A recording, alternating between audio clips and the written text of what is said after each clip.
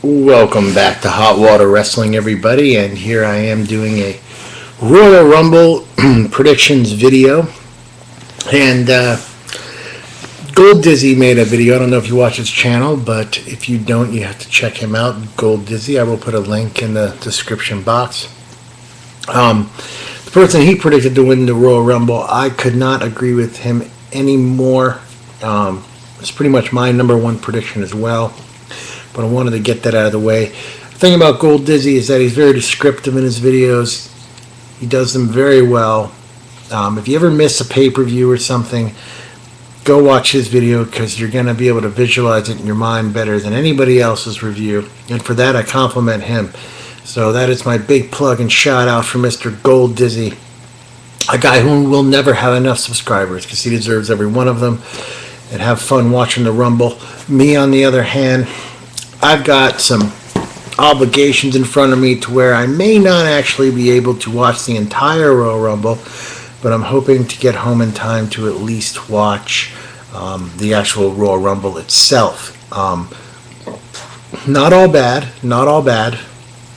I have family in town, and we are all going at 3:30 p.m. to see the Miami Heat take on the Chicago Bulls. I have prime seats very close to the court, so that's going to be just outstanding and phenomenal. So not all bad, but the thing is after the game, everyone wants to go out to dinner. No one gives a flying fuck about wrestling. So I'm the low man on the totem pole, and I can't really complain because I'm going to this awesome basketball game, and then I'm going out to dinner and stuff afterwards. So I can't sit there and whine and complain, of course, you know. But I'm hoping to God I do get home by at least 9 or 9:30, and I'm able to watch the Royal Rumble event itself. Anyways, on with my production. Enough about my personal life here, but all right. So first up is Cena versus Kane. This is a tough one.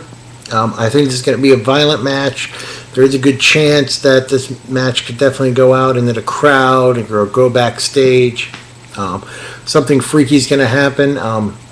The Undertaker, let's not count him out. He's been quiet lately. He could necessarily come back and make an appearance in this match, perhaps even save John Cena. We also have Cena making a heel turn. That's on the table here. Could happen. They've teased it with Embrace the Hate, kind of doing a little Star Wars play. Will John Cena return to the dark side? I wish I could watch this match, but I probably won't be home in time to do so. But, I'm really excited about this match. The build-up has been great for it, and should be an excellent contest. Next, of course, is the steel cage match. Daniel Bryan, Mark Henry, and the Big Show. Daniel Bryan is not in a very good position here. He's got two massive individuals going up against him.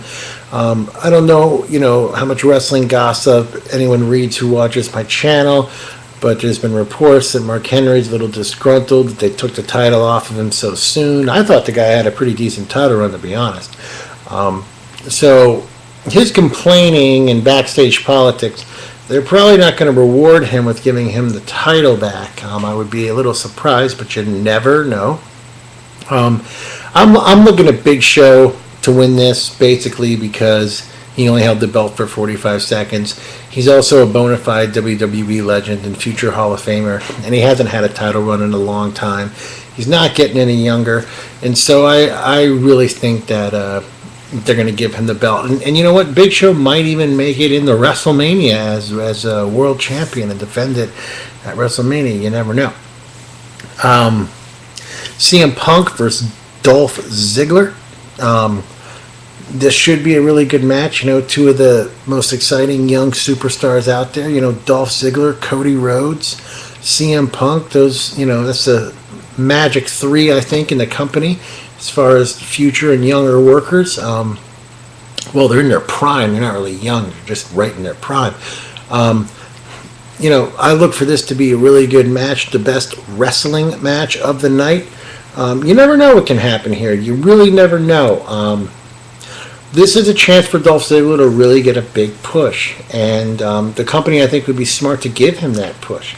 I personally would really love to see CM Punk go into WrestleMania as a WWE champion, and I think that would be excellent. If CM Punk does not win this match, if Dolph Ziggler does become the new WWE champion, then we're going to have to look at the Royal Rumble and say, well, is Chris Jericho going to win? Because, to have the best in the world versus the best in the world, that is a great event for WrestleMania, and I think it fits perfectly in on the card. You got two guys who can really go and put on a great match in Jericho and Punk. So it makes all the sense in the world for WWE to do this. If Dolph Ziggler does go over, who knows what's going to happen? We might see another title change at Elimination Chamber. You never know. But my gut feeling tells me that CM Punk will retain his championship in this match. And then we have the 30-man Royal Rumble. I can't really guess who the guest stars are going to be. I'm hoping Mick Foley can finagle his way into the Royal Rumble. I didn't see SmackDown. I didn't see SmackDown, so I'm not sure if this Friday night they said he was going in the Royal Rumble, so if they did, forgive me, but as far as I know, he's not in the Royal Rumble. I hope he can get in the Royal Rumble, just make an appearance at least. Excuse me, gosh.